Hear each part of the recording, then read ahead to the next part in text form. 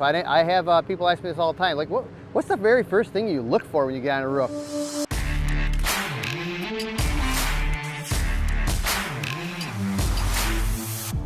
Wanted to explain a little bit today a couple of things that I look for when I get on a roof. First thing I look for is things out of the ordinary or suspicious.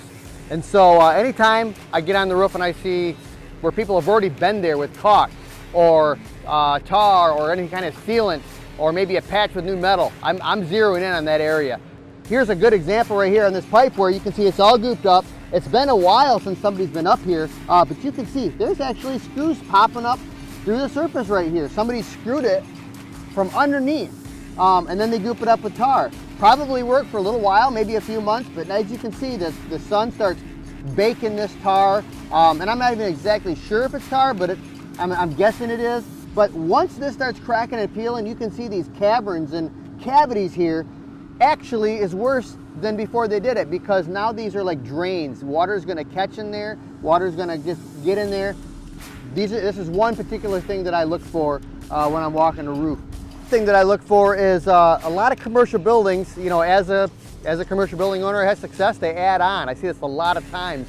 And so when I pulled up to this building, I could see that one eave was longer than the other. One side of the building was longer than the other. So I come up here and I see that there is a seam here, which leads me to believe that there's probably an addition at one time or another when they wanted to add on.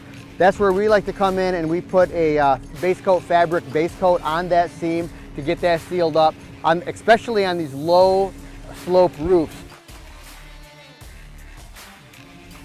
Right here, I'm going to look at this patch here that somebody put on, just a little 4x8 patch.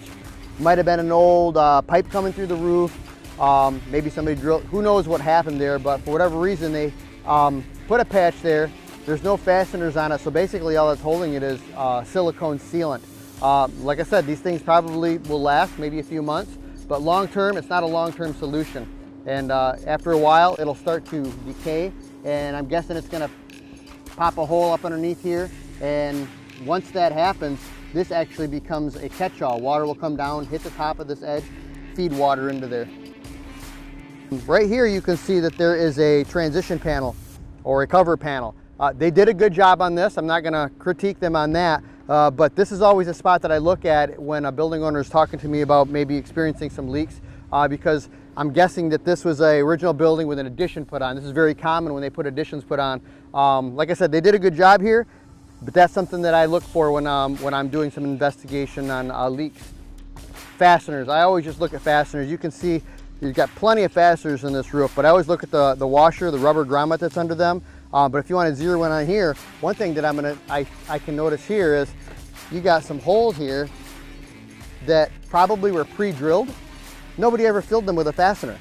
I'm not saying a lot of water is going in there, but it is something that maybe a little bit of water is getting in there. And if a little bit of water is getting in there, maybe you're not experiencing dripping in the floor, but you could see corrosion in the panel, corrosion in the insulation or the framing in the inside. So, you know, all the backs of these units, they're done different ways, telling me that different contractors with different methods had worked on them. So what we want to do is we want to strive for positive drainage, which means we want to make sure water is flowing around these units and getting off, and they're not bird bathing and allowing water to sit behind them.